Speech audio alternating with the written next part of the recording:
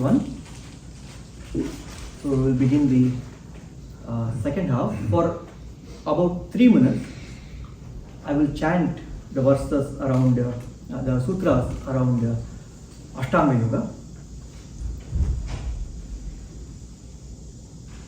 Yoganga Anushtana Dashuddhikshaye Jnana Deeptira Viveka Khyate Yama Niyama Asana Pranayama Pratyahara Dharana Dhyana Samadayo Ashtavangani Ahimsa Satyasteya Brahmacharya Parigraha Yamaha Jati Desha Kala Samayana Vachinna Sarvabhauma Mahavratam Shaucha Santosha Tapaswadhyayeshwara Pranidhanani Niyamaha Vitarka Bhadane Pratipaksha Bhavanam Vitarka Himsadaya Kritakari Tanumodita Lobhakrodha Moha Purvaka Mrudumadhyadi Matratvat Dukkha Jnananantapala Iti Pratipaksha Bhavanam Ahimsa Pratisthayam Tatsannidau Vairadhyagaha Satya Pratisthayam Kriyaphalashrayatvam Asteya Pratisthayam Sarvaratnopasthanam Brahmacharya Pratisthayam Virya Labha Aparigraha Sthairye Janma Katantha Sambodha Shauchat Swanga Jugupsa Paraira Samsargaha Sattva Shuddhi Saumanasya Ekagriya Indriya Jaya Atmadarshana Yogyatva Nicha Santoshat Anuttama Sukha Labha Kayendriya Siddhira Shuddhi Kshayat Tapasaha Swadhyayadishta Devata Samprayogaha Samadhi Siddhirishwara Pranidhanat Sthira Sukhamasanam Prayatna Shaitulyananta Samapattibhyam Tato Dvandvana Bhigataha Tasmin Sati Shwasha Prashwashayor Gati Vicheda Pranayamaha Bhahyabhyantara Stambha Vrittir Desha Kala Sankhya Viparidrishto Dirgha Sukshmaha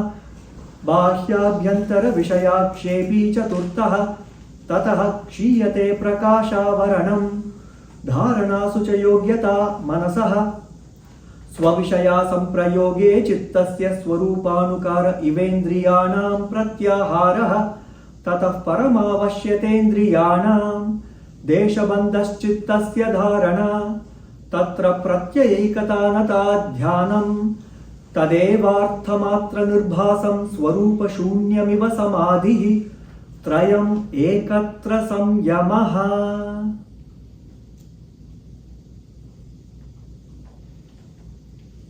So this set of sutras talk about the Ashtanga Yoga, the 8 limbs of Ashtanga Yoga, starting from Yama, Niyama and culminating in Samyama. Start with Yama, Niyama and culminating in Samyama. So what I'm going to do is to shorten the presentation on the Ashtanga Yoga a little bit so that we can cover other topics and connections with the Bhagavad Gita as well. So I'll quickly summarize the Ashtanga Yoga. Ashtanga Yoga is a holistic practice where we combine practices for the body, for the breath, for the mind. Recording it. Yes. So we are combining all the practices as a whole, attending to our system as a whole. It's the holistic practice. In fact, the power of Ashtanga Yoga comes from the combination which acts in synergy. Combination is more powerful than the mere sum of its parts. So if you do asanas only, yes, you will get some benefit. If you do pranayama only, you will get some benefits. But if you add asana and then pranayama and meditation, all 8 limbs of Ashtanga Yoga, it's like saying buy 2 get 1 free. There is some additional benefit that comes simply by combining it. Can you imagine? After asanas, the body is so stable, comfortable, and your meditation will be so much deep. After pranayama, what happens is that the mind becomes crystal clear. So usually when people sit for meditation, one of 2 things happen. The pendulum can swing on one of 2 sides. Mind is so turbulent, lot of mental chatter, so we are not enjoying that bliss. Or the mind becomes so tamasic that it goes into slumber. And unfortunately, slumber is not meditation, right? Snoring, couch potato asana. So we are sleeping. So we are not enjoying the meditation. So we need to practice pranayama in order to remove tamoguna. So tamas is removed by pranayama. So each practice in the Ashtanga Yoga has a specific role to play. And Patanjali, he gives the individual benefits of each of the 8 angas. So what are the 8 angas? Quickly, yama, niyama. Yama is how we relate to the external world. And yama has 5 values, including ahimsa, etc. So as a homework, you can look up what are the 5 yamas. And then niyamas, there are 5 values like shaucha, santosha. I'll just talk about 3 of the niyamas: tapas, swadhyaya and ishvara pranidhana. These 3 are niyamas, and they are important because Patanjali, he says, for a novice yogi, they are not ready for Ashtanga Yoga. So I'm going to give you a tiny subset of Ashtanga Yoga. Practice this to begin with, baby steps, right? And he chooses these 3, tapas, swadhyaya and ishvara pranidhana, and calls it kriya yoga. Tapas, swadhyaya, ishvara pranidhanani, kriya yoga. And so why does Patanjali do this? Because a novice yogi usually has some misery, something that is bugging the mind. They're regurgitating the same negative thoughts again and again.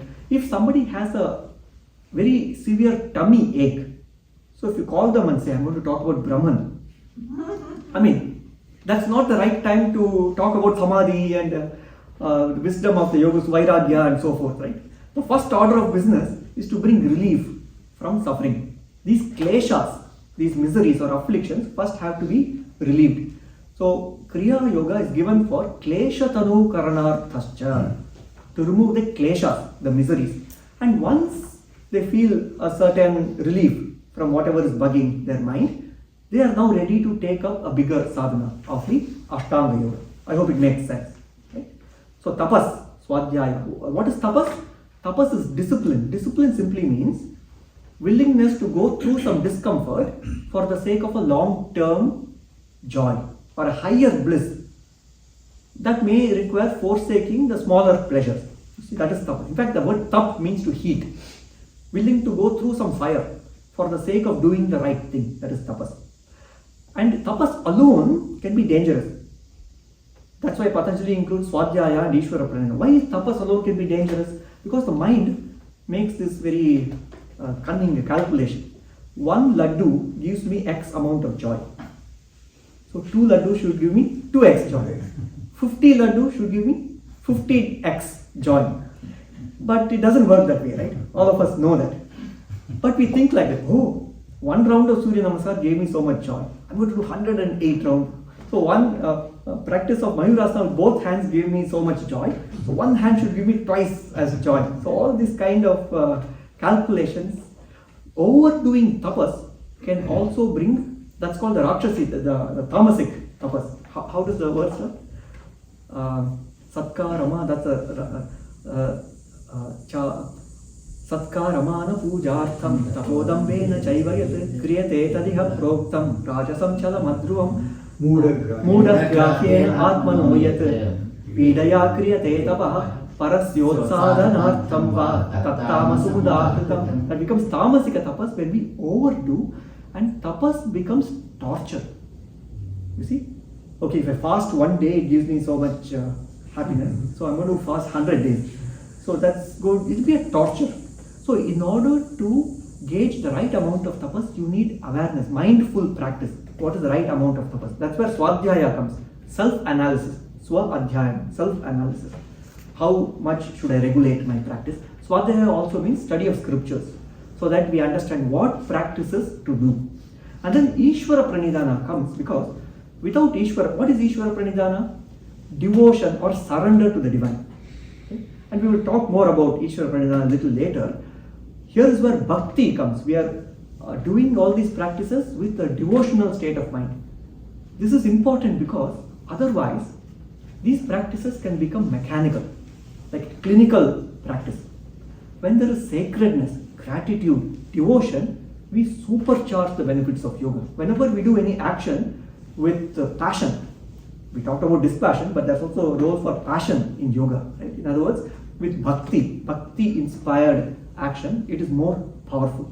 So emotionally charged action. So this triad of practices, tapas, swadhyaya and ishvara pranidhana, are called kriya yoga. And then the third anga of Ashtanga Yoga is asana. In Bhagavad Gita, we see about asanas. Shuchau deshe pratisthapya stiram asanam atmanaha nachuchritam nasinicham chaila ajuna kusha uttaram. So how to sit for meditation, how to park the body for meditation. Krishna has given the guidance there. So in a clean place. So sit in a stable place with a stable state of the body. In other words, not fidgeting, not restless and so forth. Park the body. And then samam kaya shirogrivam dharayan achalam stiraha. Keep the trunk of the body, neck and the head aligned with the vertical. And so that requires the minimum expenditure of energy. When you keep the spine in neutral position aligned with the vertical, you don't need muscular engagement. The ligaments that hold the vertebral column, they are sufficient. You don't need muscles to be activated. It requires least amount of energy expenditure. So that is why we have in the practice of yoga asanas, meditative postures, where if you sit in the meditative postures, you can sit for hours together. Or if you're sitting in front of a computer for a long time, this will also assist you. You see, the practice of how to sit comfortably with least amount of energy expenditure. So that's the role of asanas. And the benefit of asanas, Patanjali gives a very beautiful, he gives only one benefit for asanas. Tato dvandva navigataha. Dvandva means duality or conflicts. There are many ways to interpret, like sukha dukkha dvandva. Like we see many examples in the Bhagavad Gita, sitoshna sukha dukkeshu, tatha mana apamana yohu, like that. Another interpretation of dvandva is conflicts in the body. We can think of the body as a Kurukshetra. In fact, Krishna says, idam shriram kaunteya, kshetramiti abhidiyate. This body is the kshetra. In this body, there is a lot of battle that is raging. For example, there is a battle between the tongue and the body's intelligence. We sit at the dinner table, body says, give me nutrition. Tongue says, no, no, no, give me delicious food. And there's a huge Kurukshetra war happening. So there is a conflict of interest here, right?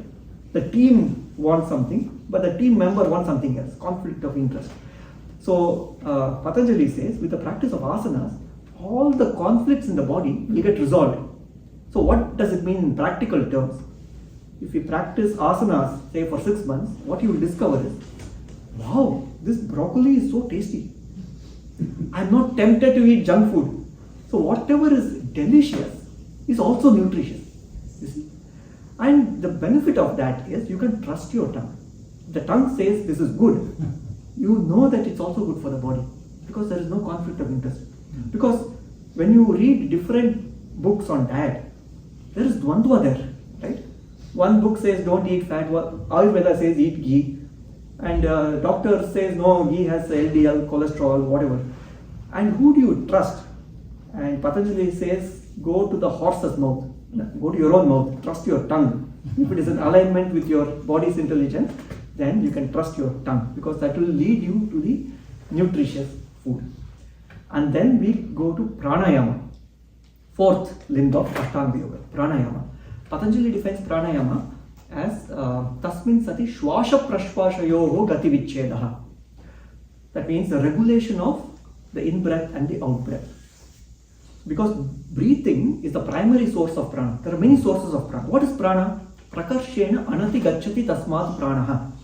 Prakarshena anati gacchati tasmat pranaha. Prana is that entity which is responsible for heat or metabolism, you can think of in the body, and movement. So wherever there is mobility, for example, blood to circulate in the body, or the limbs to move, or walking from one place to another, we need prana. So wherever there is metabolism and mobility, you need prana. It is that entity is responsible for it. And the primary source of prana is the breath. There are other sources of prana, like food.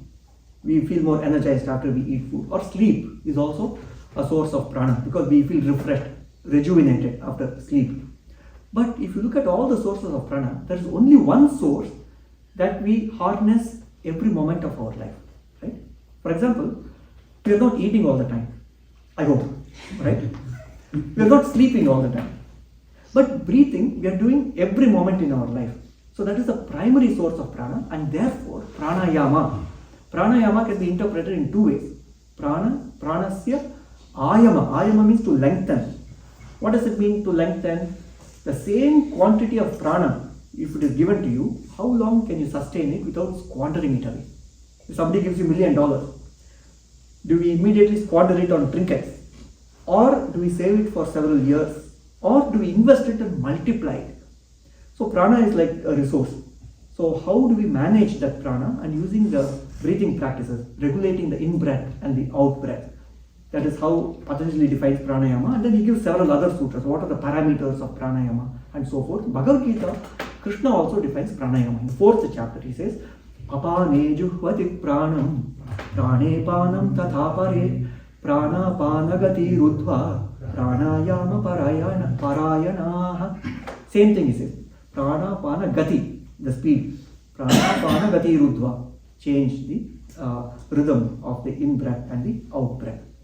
So what is the benefits of pranayama? Benefit of pranayama is to remove the brain fog. All of us have experienced brain fog, right? Tamas, tamoguna.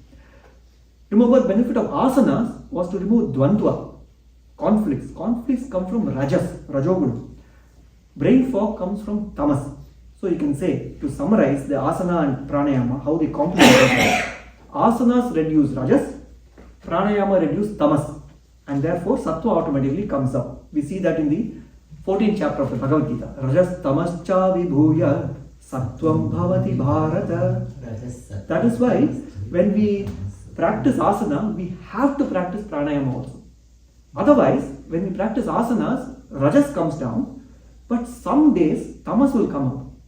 We feel like couch potato when we are sitting at work, right? So whether sattva comes up or tamas comes up, it's 50-50 chance. So by doing asanas and pranayama, we ensure that both rajas come down, tamas come down, and then sattva arises naturally. So that's the role of pranayama. Pranayama has one more benefit. Dharana sucha yogyata manasaha. It makes the mind fit for dharana or concentration, focus. Otherwise the mind is scattered. Mind is in different places. Perhaps the mind is thinking about lunch. Maybe it's happening to some of us right now. Right? So the mind is in different places. My teacher used to say, when the mind is in pieces, there is no peace of mind. So we want to consolidate the mind together. Otherwise, there's a tug of war that it's tearing the mind apart. It doesn't feel very good. So dharana sucha yogyata manasaha. And the next in the Ashtanga Yoga is pratyahara. Pratyahara we understand as the control of the senses. So ahara means food, right? Ahara means food, but in the context of yoga, it is not just what we eat, but also what we consume through our senses. Whatever we see, hear, taste, smell or touch. That is also called ahara. So prati ahara means, so the way Patanjali defines pratyahara is very interesting. Swa vishaya asamprayoge chittasya swarupanukara ivendriyanam pratyahara. That means the respective sense organs disconnect them from the object that it corresponds to. For example, close your eyes. That means you cannot see. The sense of sight is disconnected from the object of the sense. And allow the sense to repose in the chitta and allow the chitta to repose in the chit. You see, unfold. And a beautiful picture is given in the Bhagavad Gita.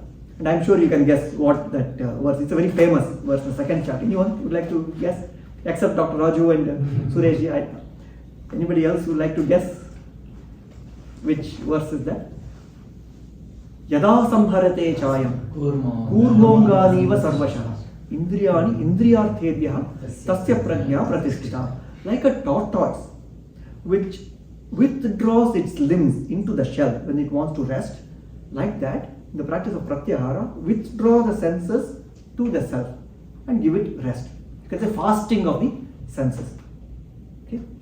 And in the broader context, when we see the 3 verses in the 17th chapter of the Bhagavad Gita talking about ahara, it can be applied not just to the food that we eat, but also whatever we consume through our senses. For example, ayu sattva bala rogya sukha priti vivardhanaha rasya snigdha stira hridyaha ahara sattvika priyaha. Sattvic food. What is sattvic food? And he gives these attributes for lack of time. So I'm just going a little fast here. So sattvic food, that which nourishes the system, that which brings more life, ayush to the system, that which has substance, sthira. You can interpret that also as whatever we consume. For example, we are watching a movie. Does the movie elevate you? Does it have a message that uplifts you, enlivens you? Or is it rajasic that we are consuming? A lot of violence and drama and so forth. Or tamas, soap opera that dulls the mind and so forth. So this sattvic food, rajasic food, tamasic food can equally be applied to what we consume through our senses. This day and age, I think pratyahara is very important because we have so many distractions, right? Our attention span has been, cutting down by a factor of 2 every 10 years. I think there was a study that says every 12 years or so, attention span is reduced by a factor of 2. My teacher used to call all these, cell phones, gadgets, gizmos, WMD, weapons of mass distraction. Right? For example, the mind is so focused on the task at hand, and suddenly some WhatsApp message comes, and immediately we get distracted. And it is nothing urgent. It's nothing important, right? It's neither urgent nor important, but to get back into the rhythm of focus, it takes a much longer time. You see, so that's why these distractions are very insidious. With the practice of pratyahara, you can be like a sage. Whatever distraction comes, mind is so focused, it doesn't matter. You are totally oblivious to it. There's a classic practice of pratyahara in the yoga sadhana, which is the Shanmukhi mudra, where we use our fingertips to close the 5 senses. Just like the tortoise withdrawing its limbs, we practice how it feels to close all the senses, not making contact with their respective sense objects. So that is pratyahara. And then the last 3 limbs of Ashtanga Yoga, Dharana, Dhyana and Samadhi, are called Antaranga sadhanas, inner practices.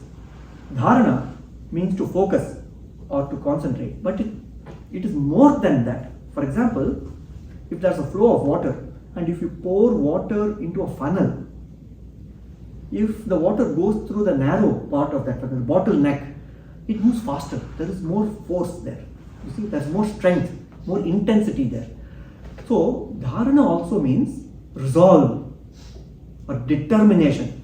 When you take a New Year's resolution, I'm going to practice yoga every day, we don't forget it by Shankarampati day, right? So, throughout the year, our focus remains strong. And Krishna says that in the Bhagavad Gita, Dritya yaya dharayate manah pranendriya kriyaha yogena avyavicarinya dhritissa partha satviki. Satvik dhriti, to have that firm resolve to keep the body, the senses, the prana in check, they're disciplined, and unite them together. So this is the resolve or determination, dhriti. So that is dharana. And then dhyana, which is usually translated as meditation, Patanjali gives a definition of meditation. Meditation is a very overloaded word, right? Everybody uses the word meditation. What is meditation? So Patanjali gives a definition. Would you like to know what Patanjali's definition of meditation is? Deshabandhas chittasya dharana tatra pratyaya ekatanata dhyanam. Pratyaya ekatanata dhyanam. Pratyaya is the contents of the mind, the chitta vrittis that have been illuminated by the light of the Purusha. So that is the pratyaya. And meditation is a state where the same pratyaya continues from one moment to the next. It doesn't change. In other words, the lake is not agitated. If you place a flower on the surface of a lake, the flower is not moving. It's not like a random Brownian motion. If you take a picture of that scene, the flower on the lake, take another picture after 5 minutes, the same scenery, the pictures will be identical. And in Bhagavad Gita, there is a beautiful image, that is a metaphor that is given. Yatha deepo nivatastaha nengate sopamasmruta yogino yata chittasya yunjato yoga matmanaha. The flame of a candle in a windless place. Yatha deepaha nivatasta. Nivatasta. Vata means the wind. So in a windless place, when it's not flickering, such is the mind of a yogi. Mind is very alert. It is luminous, brilliant mind, and it's not shaking. The pratyaya, the content, the flame is steady from one moment to the next. It's not flickering. Such state of mind is called meditation or dhyana. And then samadhi. Tatra pratyekatana dhyana tadeva arthamatra nirbhasam swarupa shunyamiva samadhi.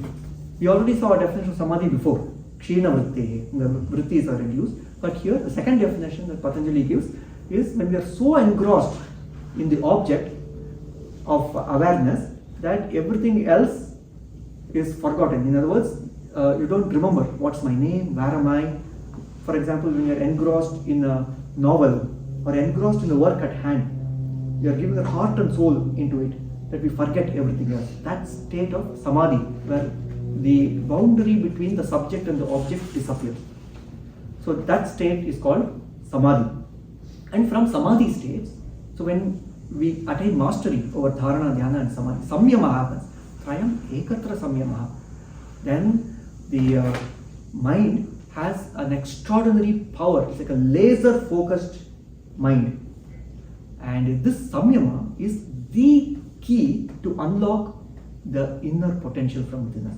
The third chapter of the Yoga Sutras, where he talks about siddhis, where he talks about extraordinary powers of the mind, the only thing that is needed to unlock any extraordinary power is samyama. And he enumerates, I think, about 27 siddhis. If you direct your samyama on, for example, the Nabhi chakra, then you will have an understanding of how the body works. Nabhi chakra samyamat kaya vyuha jnana. You'll be able to control your heartbeat. You'll be able to control all the involuntary activities of the body. And he makes such claims. So the only thing that is needed is the power of samyama. And when the mind gains this power, then the mind is now attuned to a higher quality of thoughts. You see? It is attuning itself to intuitive thought. Revelations come to you. Genius ideas come. How do genius people think of those ideas? Right? It's not like I can think about it for, even if I think about something for 100 years, if I'm locked up in a room, there is no way I can think of formula that Ramanujan came up with, like a flash of insight. Right? Those insights come from these samadhi states of mind. So when we reach one state of samadhi called nirvichara samadhi, then ritambhara tatra prajna, the mind is now attuned towards universal truth, ritam. And from that truth, revelations happen. These revelations are far superior to the thoughts that come through logic and inference. Shrutanumana pragyabhyam anya vishaya visheshartatvat, Patanjali says. So they are of a higher, superior quality. So this is about the Ashtanga Yoga. Now we'll hold the questions, and towards the end we will ask the question. The next I want to cover just two more subjects. Maybe I'll take 6 minutes plus 6 more minutes for the third subject. I'd like to talk about the role of karma and how the law of karma plays itself out according to Patanjali. So Patanjali says you can classify actions into two types. One is klesha jama karma. That means those actions that are motivated by some suffering or afflictions, misery. So he says klesha mula karma shayo drishta drishta janma vedaniyaha. So klesha mula, if the kleshas are the root that produce the karma, those karmas, the consequences of that, we are carrying a baggage of karma called karmashaya, a repository of karma from lifetime to lifetime. We are carrying a luggage. When we exit this body and acquire a new body, we carry a luggage during this transit time. And all our karmas are stored there. They are stored in the karana sharira as karmashayas.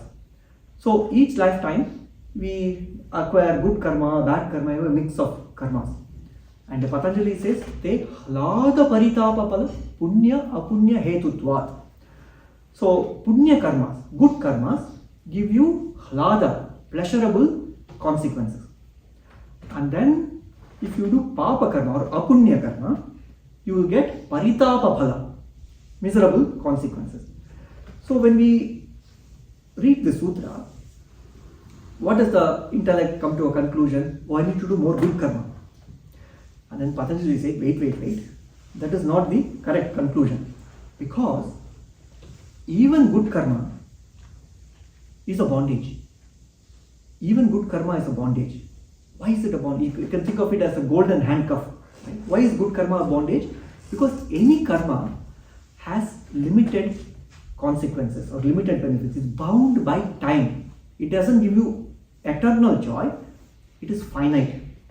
And Krishna says it beautifully in the Bhagavad Gita, 5th chapter of the Bhagavad Gita. Yehi samsparshaja bhogaha dukkayonaya evate adyantavanta kaunteya nateshu ramate buddha adi antavantaha. Adi means it has a beginning, antavantaha, it has an end. So when the karma tank, when the good karmas get exhausted, because we are now in we are enjoying in a resort and we spend all the money in that, all the good karma in that, and then you have to work again. So it's a burden, right? Patanjali says the same thing. He says, Parinama tapa samskara dukkaihi gunavritti virodascha dukkhameva sarvam vivekinaha. Even good karma will end in dukkha, because when you see good karma and its benefits, before we experience the benefits, there is a longing or eagerness. Oh, I'm waiting to enjoy. I'm waiting to go to that vacation. And when we are enjoying that benefit, the thought comes, oh, this will end soon. I want to protect it. I don't want to lose it. And once it's over, the memory of it, oh, those were the days. I wish I was in the past. So at no point of time was there true happiness. You see? So even good karma is finite. It's a bondage. So what is the solution here? Right? So we can scratch our head. Patanjali actually gives the solution later in the 4th chapter. He says there is one more type of karma. So the previous sutras I quoted were in the 2nd chapter, and then he actually gives how it gets resolved in the 4th chapter. He says there are actually 3 types of karma. So there is the good karma, bad karma, punya karma, apunya karma. He calls it in the 4th chapter Shukla karma. Shukla means white, good karma. And then Krishna karma, black karma or apunya karma. And then he says there is yoga karma. Yoga karma is neither good karma or bad karma. So we're going to see what this yoga karma is, and we're going to relate it with yoga karmasu kaushalam in the Bhagavad Gita. So let us understand what is yoga karma. Yoga karma simply means that karma or action that is inspired when you are in a state of yoga. Yogastha kuru karmani. When you are established in yoga, when you are happy naturally from within, and then that happiness inspires you towards some action, inspired action. That action is called yoga karma, and it is neither a good action nor a bad action, because it's a natural action, it's a spontaneous action. You see? To give an example, if somebody is being kind to others, if it is done as a good karma, they will say, oh, I am kind, so I will get some benefit in return. Or people are watching, so I need to be kind. Whereas a person in yoga karma, when they are kind because it's their nature. Whether or not somebody is watching them, whether or not the recipient returns the favor, it doesn't matter. I am kind because this is who I am. That kind of action is called yoga karma. You see, so there are 3 types of karma. Then Patanjali, karma, ashukla, akrishnam, yogina, trividam iteresham. So yoga karma is a natural karma. And Sri Krishnamacharya is considered as the father of modern yoga, right? He used to interpret that Gita verse, buddhi yukto jahatiha ube sukrita dushkrite kasmad yogaya yujjasva yoga karma sukaushalam. So buddhi yukto jahatiha ube sukrita dushkrite. Sukrita karma means good karma. Dushkrita karma means bad karma, you can say. And an intelligent person, buddhi yuktaha, sees both of them as bondage, and Krishnamacharya used to interpret this verse as yoga karma sukaushalam literally means that they are engaged in yoga karma. And the beauty of being engaged in yoga karma is whatever actions we do inspired from that place of yoga, it will not accrue into the karmashaya. This is a very profound teaching that Patanjali gives. Tatra dhyanajam anashayam. So when you are in deep meditative state, when you are connected to the self, then whatever is inspired from within, that action will never bind you in future, it will always free you in future. You see, it will not add to the karmashaya. Otherwise, sukrita karma, dushkrita karma will keep on adding, both are bondage. You see? So this is a very, very powerful teaching. It's one of my favorite parts of the Yoga Sutra. Very profound revelation about yoga karma. And then finally, the last part that I wanted to cover is Ishvara Pranidhana. Ishvara Pranidhana. Somebody asked Krishnamacharya, and he even wrote later in one of his texts, that the most important teaching in the Patanjali Yoga Sutra is Ishvara Pranidhana. He used to say that Patanjali Yoga Sutras is a text on bhakti. And that used to confuse people, right? If you quiz somebody, they will say, oh, Ashtanga Yoga is there, Asana is there, Pranayama is there. But he used to choose Ishvara Pranidhana. And then people used to ask him, how can you justify your position? And this is how he used to justify.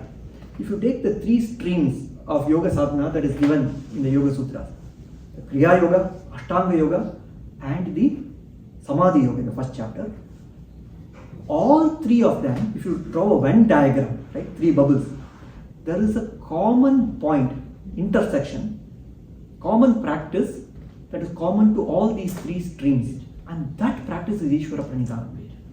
And he used to say, you remember that one of the definition, the rules of sutra writing is there should be no repetition.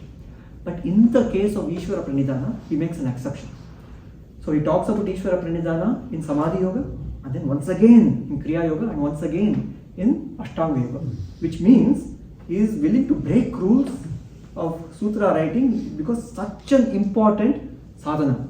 Ishvara Pranidhana is extraordinarily important. And he also used to say, Krishnamacharya used to say, how Ishvara Pranidhana should be practiced in each of the three streams. For example, in Kriya Yoga, the focus is action, Kriya. Right.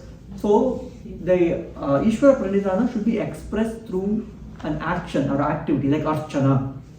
Swakarmana tamabhyachya siddhim vindati manavaha. Like what Swamiji says, work as worship or workship. Right? Work as worship. So that is one way of Ishvara Pranidhana. And in Samadhi Yoga, Ishvara Pranidhana can be thought of as upasana of Ishvara. And he gives definition of who is Ishvara and so forth. Now, all of us have that spark of divinity, that Ishvara Tattva. You can say the Purusha is no different from Ishvara. So, in order to see the divine in others is given as a practice. So you can think of this also as Ishvara Pranidhana, to see the best in others, to see the divinity in others. He gives a practice called Eka Tattva Abhyasa. Eka Tattva Abhyasa. This is a practice, Abhyasa, and the practice of seeing Eka Tattva. So what is Eka Tattva? So yoga is founded upon Sankhya philosophy, right? So you have Purusha, which is one Tattva on one side, and then Aneka Tattva, 24 Tattvas for Prakriti. And the 24 Tattvas have been described in the Bhagavad Gita. Mahabhutani Ahankaraha Buddhiravyaktamevacha Indriyani Dashaikamcha Panchacha Indriya Gocharaha. If you count how many are there are 24 Tattvas. The 5 Panchabhutas, the Tanmatras, the Buddhi, Manas, etc. There are 24 of them. But on the side of the Purusha, there is only one Tattva, Purusha. It cannot be subdivided. So that is Eka Tattva. Purusha is Eka Tattva. So Eka Tattva Abhyasa simply means to see the person for who they really are. Not get caught up on how they look or what is their opinion, whether they are a Democrat or a Republican or whether they are a mathematician or a... You see, you don't get caught up on the external, the Prakriti aspects of it. You go to the core, Eka Tattva, the single essential principle. The art of seeing the divinity in the other. We see that in the Bhagavad Gita, right? Yomam pashyati sarvatra sarvam chamai pashyati. 6th chapter of the Bhagavad Gita. So the person who sees the Ishvara in everybody. All of us have that Ishvara Tattva. Again, in the Bhagavad Gita, in the 18th chapter, it says, Ishvara sarvabhutana hridesherjuna tishtati. Ishvara resides in the heart of all beings. So seeing the divinity in the other simply means seeing the best in the other. Now thankfully, Patanjali also clarifies how to put this in practice. Because we need some help, right? For a great saint, for a great sage, for a great Swami, it's very easy to see the divinity in them. But what about seeing the divinity in, say, a terrorist? Or somebody who's very difficult to work with, right? The spark of divinity is still there. Maybe it's hiding somewhere. We have to really search for it to find it, but it's still there. So I'll end this presentation with this sutra where he gives guidance on how to see the divinity in the other. So would you like to know how to see the divinity in the other? So he says, okay, let's classify people into 4 types. Okay? I'll quote the sutra. Maitri karuna muditopekshana sukha dukkha punya punya vishayana bhavanatas chitta prasaranam. You can classify people into 4 types. Sukha, dukkha, punya, apunya. People who are happy, sukha. People who are sad, dukkha. People who are doing good work, punya. And apunya, people who are not engaged in good work. They are engaged in destruction and so forth. And of course, the same person can move around from one bucket to another bucket. Even we move around from one classification to the other. So how to see the divinity in each of these 4 types of people? He says, for a person in the first type, sukha, be friendly with them. Be friends with them. Because when you see the friend happy, you are also happy. And then from that happy state of mind, it is easy to attune the mind to see divinity in the other, right? Sometimes if the opposite happens, oh, they are happy, I am not, and jealousy comes, envy comes, then no way we can see the divinity in the other. So be friends with happy people. What about for sad people, miserable people? They are going through some challenge.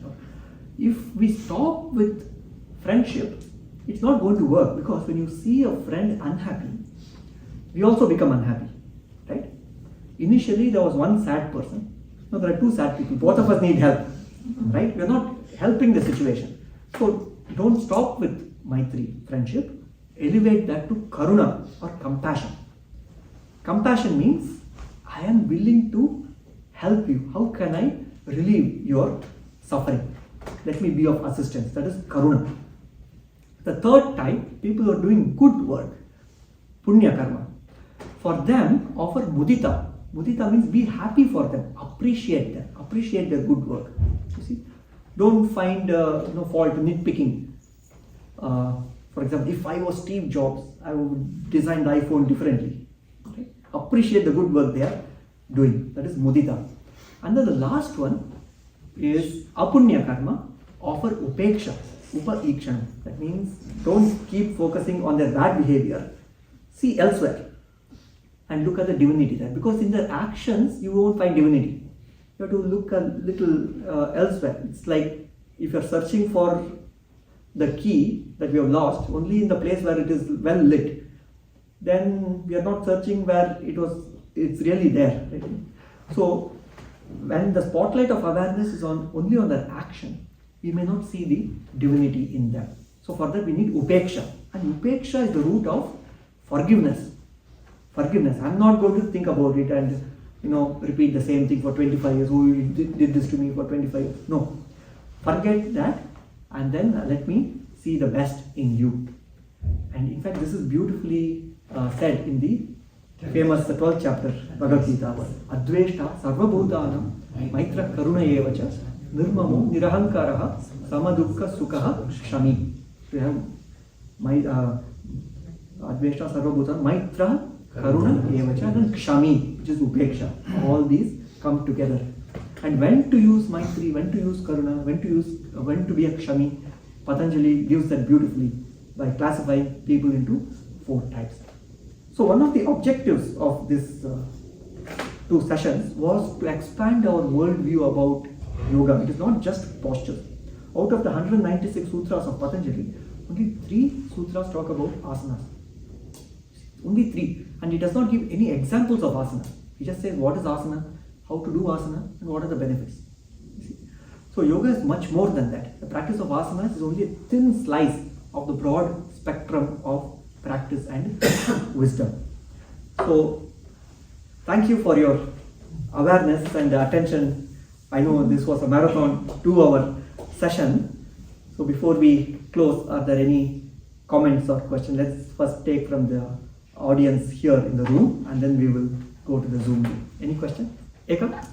So the yoga karma, right? I mean, people can argue, right? Oh, it comes from within me to, like, for example, to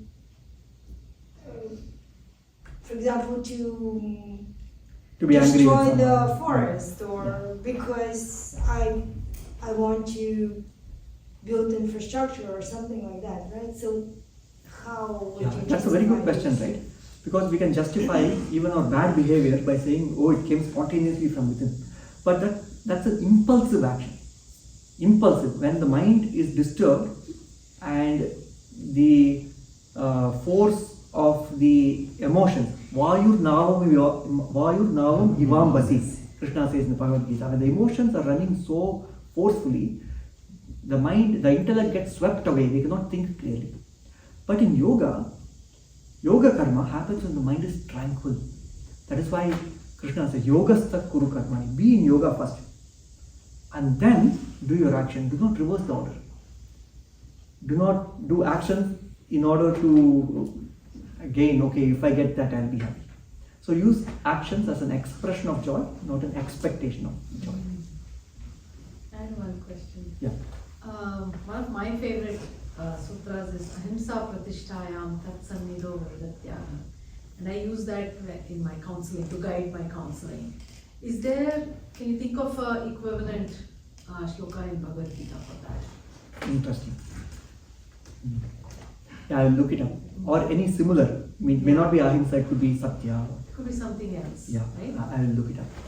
Or we can ask our encyclopedia. The Ahimsa is mentioned, so Ahimsa, yes. Ahimsa is mentioned, but Yes, but that particular Siddhi of Ahimsa. Mm. And that's a great sutra. Ahimsa pratishtayam tatsannido vairatyaga. In the presence of a great yogi who is established in Ahimsa, the violent thoughts in others who are in their presence will simply disappear. Ahimsa satyam akrodha. So, Swami, with your permission, there are some which are said in sutra form. For the explanation, we have to go to other texts. So, what is the benefit of this Ahimsa? Now we have to refer to Patanjali Yoga Sutras. So, Bhagavad Gita should be viewed like this too. Like where it is mentioned, just mentioned, the further explanation, don't seek only in Bhagavad Gita, but look at in other texts as well. The Acharya's commentary. In fact, Atmaupamyena sarvatra samam pashyati yojana sukham va yadiva dukkham sayogi paramam. And what Patanjali is saying here in the Ahimsa Pratishtayam is, we are following these values not for the sake of the other, but for your own sake. You are in a place of Ahimsa because it's benefiting you. The primary beneficiary of following all the yamas and niyamas is the self.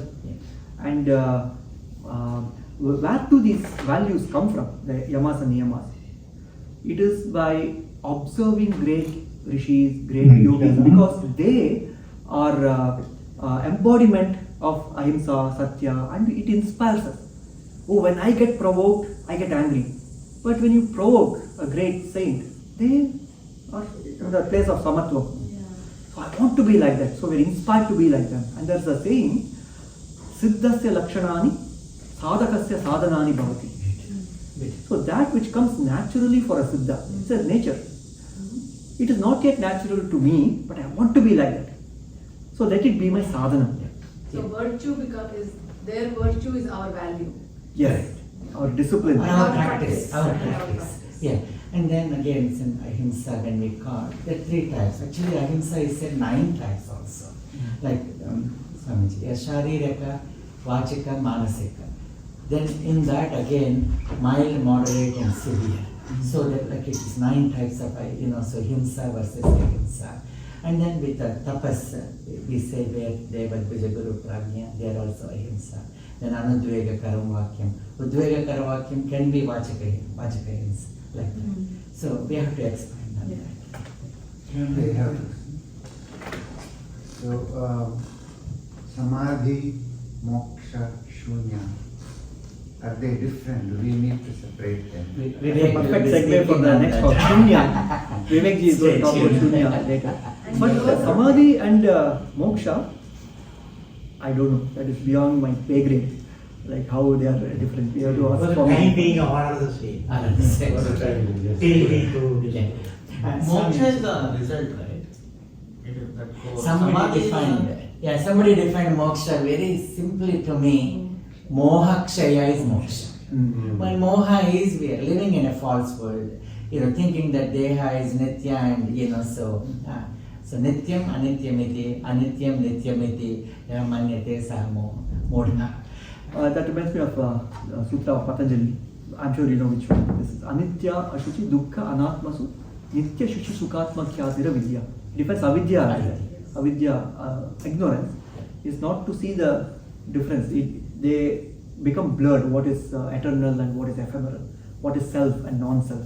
For example, we think we are the body, but we are not the body. So this confusion causes all our anxiety. And samadhi. Samadhi. And shunya is Chadushkodi Vinarjidam Yadutat Shunya. This cannot be explained by four position that logic takes. Is not, both is and is not, neither is and is not. That is Shunya. And same definition of Brahma. Dhyana also, dhiyoho yana. So the journey of this into dhyaya. Then one other thing, Swamiji, this Shat Darshanas, Sankhya and Yoga, they fulfill both the things. Like in Sankhya, Purusha, Ishvara Pranidhana is not mentioned, whereas in Yoga, so these are. So is it similarly like Nyaya and Vaisheshika support each other? Yes. And then Purva Mimamsa and Uttara Mimamsa, of course. I also heard Purva Mimamsa and Uttara Mimamsa are the only siblings that are not supporting each other, but they are in conflict. It's like a sibling rivalry. Because Purva Mimamsa necessary for Antakarana. Yeah, so like there's it. Okay. If I had a question.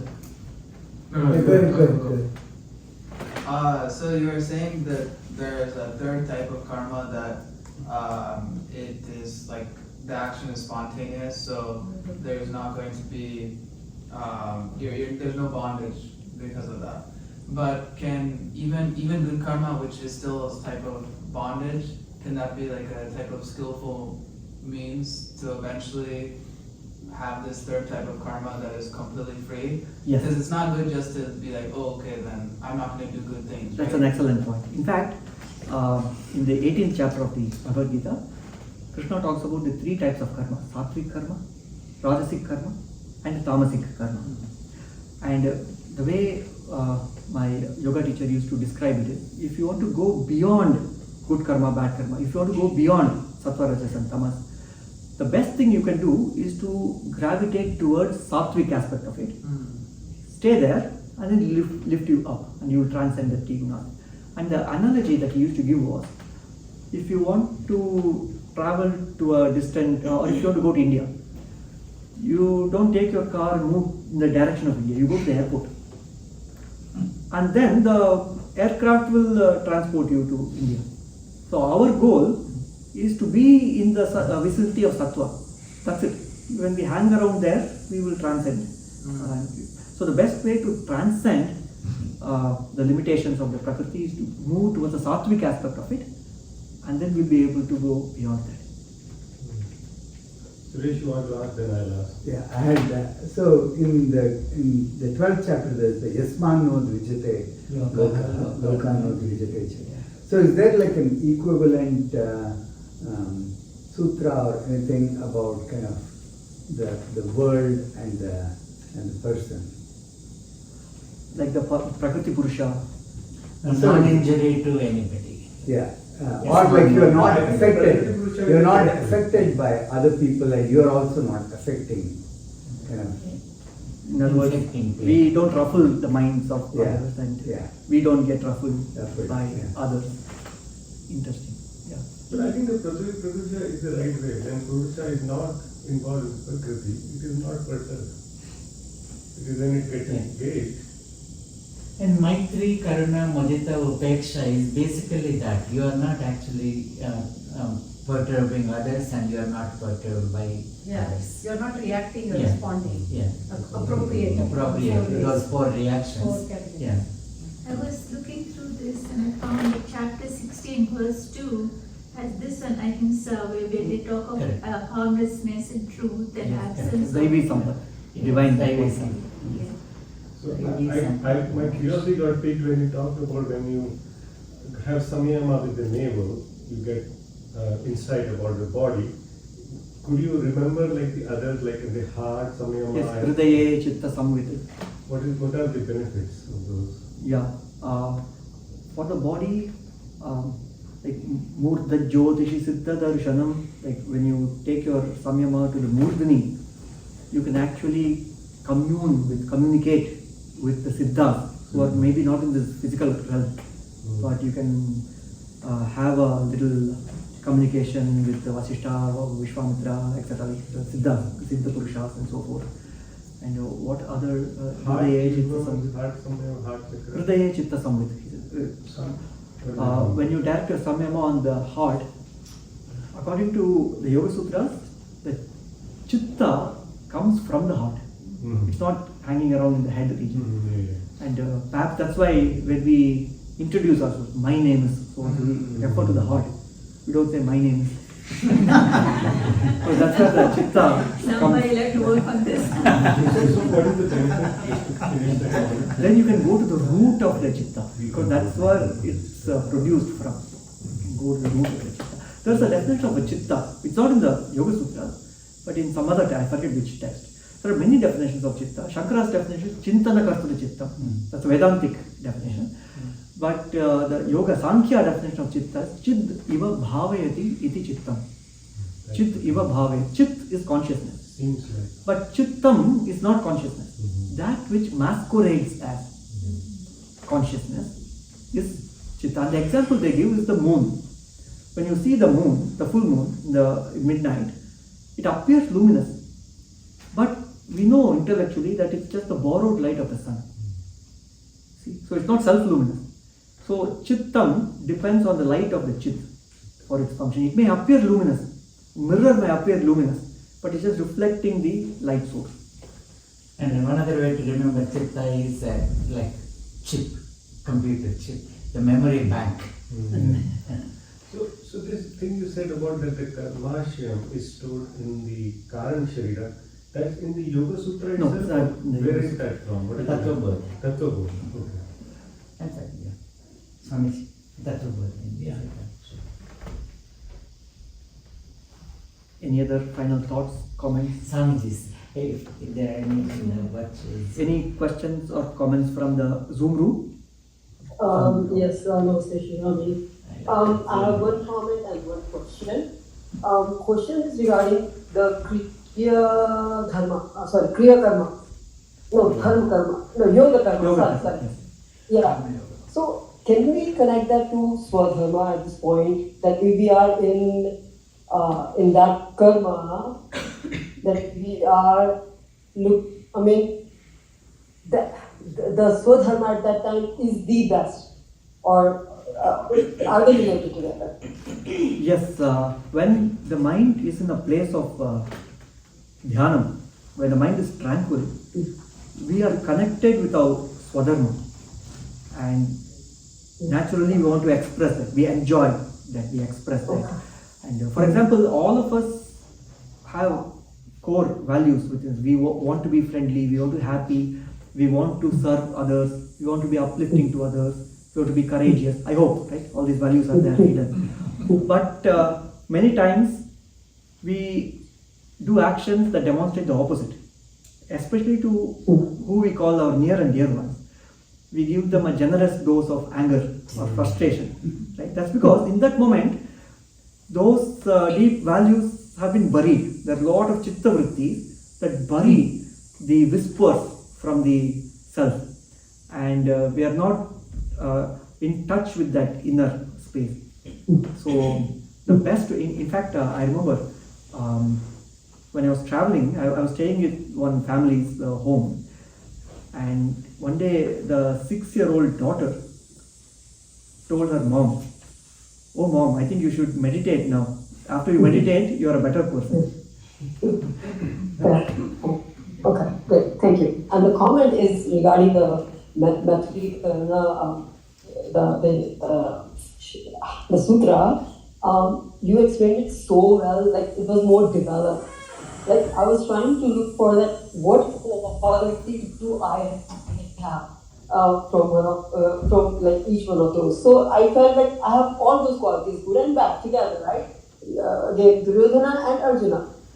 And similarly, I find the similar qualities in other people. So how can I differentiate them from good or bad person? Because we all are having the same qualities. But now, as explained, that this is how you need to take care of that quality is upon this sutra. Thank you so much. Thank you very much. Thank you, Sindhuji. As you said, it's like the same person can move around in that four bucket.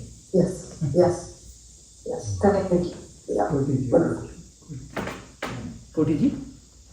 Yeah, what's the difference between Kriya Yoga and Karma Yoga? Yes, in fact, this is a common question. Why did not Patanjali use the word Karma Yoga? Or even, he says Ishvara Pranidhana. Why doesn't he use the word Bhakti? He could have used a simple word. Maybe because Patanjali wanted to be more rigorous. He's like a scientist. So if you read a scientific journal, they will use like words like apprehension and so forth. They won't use fear. That's very simple. Perhaps that is one reason. I don't know. But Kriya Yoga, in the context of yoga, like when we talk about Kriyas in Hatha Yoga, the Hatha Yoga Pratipika, they give 6 Kriyas, Shat Kriyas. Kapalabhati is one of them. So in the context of Yoga Sadhana, Kriyas are understood as cleansing activities. And I have also read that Kriya is an activity that does not have an agent, or it does not have an agency. There's no doer, it's an activity. Whereas Karma has an agent of action, Karta. Yeah. So maybe there can be some, Swamiji, you can also clarify. Kriya Yoga or Ishvara Pranidhana, and then Karma Yoga or Nishkama Karma Yoga or Nirahankara Karma Yoga. Yasya Naham Krito Bhava. We have that, you see. Yasya Naham Krito Bhava. Buddhiri Yasya Nalipyate. Hatva Visa Iman Loka Nahanti Nanibhajyate. That's a great shloka. Yeah. Because Krishna talks about ahimsa in so many places. Correct. But then he is encouraging Arjuna to fight the war. Yeah. So intellectually it seems like a contradiction, right? How can you preach ahimsa when you are teaching the student to fight war? Because when it is done in a place of yoga karma, because his eye is not on the violence. Arjuna is fighting not because of hatred or violence. It is because he's protecting the dharma. Yeah. So there is no ahimsa there. It's protecting the dharma. So from that place there is hatva pisa iman loka na hanti na badhyate. So there is no bondage there. Padma patram ivamhasa. Lipyate nasapapena padma patram. And Patanjali said Kriya Yoga is tapaswadhyaya Ishvara Pranidhana and Kriya Yoga. So here Kriya said that in Tapa, Swadhyaya, Pranava Japa and Ishvara Pranidhana, all these ended in ultimate, Paramagura. So that is why this is called Kriya Yoga. I have to process that. Kriya Yoga, part of Raja Yoga, Shriramji? It's a dumb question, sorry. Yeah, I don't know, because the word Raja Yoga, different acharyas define differently. Like how Krishnamacharya used to refer to Raja Yoga as only the inner practices. Rajra means light. Rajra Deepta. Rajate, Virajate, Prakashate. So yoga of enlightenment is Raja Yoga. But I've seen people include even asanas as part of it. Ashtanga Yoga itself, some people consider as Raja Yoga. And one more clarification. Hridesha Arjuna Tishtati. So nowadays implant, heart implantation is happening. So here we should be consider the physical or some other meaning should we get it? What? Yeah, that's a good question. For example, when they talk about the chakra, Anahata chakra, they call it heart chakra. But they also say it's not the physical heart, it's the center of the chest and so forth. And I think Ramana Maharshi talks about the Hridaya Guhyam as in the right side. Hridaya Guhara Madhye. think Swamiji mentioned once that it's in the right side of the Between it Saharakasham. it falls in the gap between the lungs and the heart. So it's not the physical.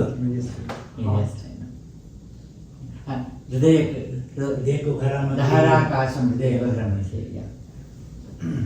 Or where the eye arises, is another definition. Where the heart not arises. Existence of sight. It reminds me of one more, how to measure, how to know where that spot is. In the, I think Narayana Suktam. Angushtha Matra Purushaha. Yeah, Narayana Suktam. Yeah. It's like one matra from the third eye here, and it's equidistant from the Nabi Chakra to there. What is that line? Nishtiya Viparit. Angushthamata Purusham Angushtan Samajna. In Narayana Suktam. Narayana Sutras. Yeah. We will refer that later. Yeah. Kotiji, you had one more comment. Yeah. I was just saying, Krishna had already killed all of them. So, He says that in the 11th chapter. yeah, he told in chapter 11, right? So all those warriors were already killed by him. Yeah. And in another case. Tamatram Even he's not bound by that. Yeah. Thank you, Kotiji, and thank you for your presentations as well. I really learned a lot from your presentation. Koti Pranam. So you enjoyed your talk, both of them. Padma Kosha Pratikasham. Because that's listening to Patanjali. Hridayam Shriramji, while you're talking about the Ashtanga Yoga from Sadhana Pada, all of a sudden, Pratyahara was the last sutra of Sadhana Pada, and Dharana started as the first sutra of Vibhuti Pada. Correct. So there's a chapter So break. Yeah. So Vibhuti Pada is the basis of Antharanga Yoga. The three, Dharana Trayam. Yes. Samyama. Dharana, Dhyana, Samadhi constitute Samyama, and that gives all the vibhutis and how do you handle it. Yes. And the So I was fact so that surprised. there's a fact that there's a chapter break between the first 5 and the last 3, perhaps it implies that they're qualitatively different practices. Trayamantarangam purvebhyah tadapi bahirangam nirbijasya. He says. That means these 3 are inner compared to the first 5, but still they are external compared to nirbija samadhi. Yeah. The verse you are asking for Padma Kosha Pratikashakam. So I think the one after that. That's the one. Yeah.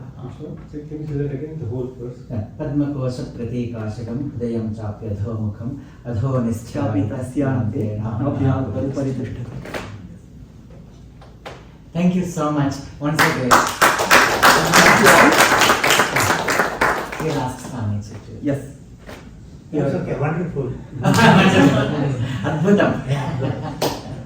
Thank you, everyone. Once again, I really appreciate your, enthusiasm. I see nobody in slumber. So that means everyone is alert. I know it was 2.5 hours. So thank you so much. Namaste. Yeah, you can stop the recording.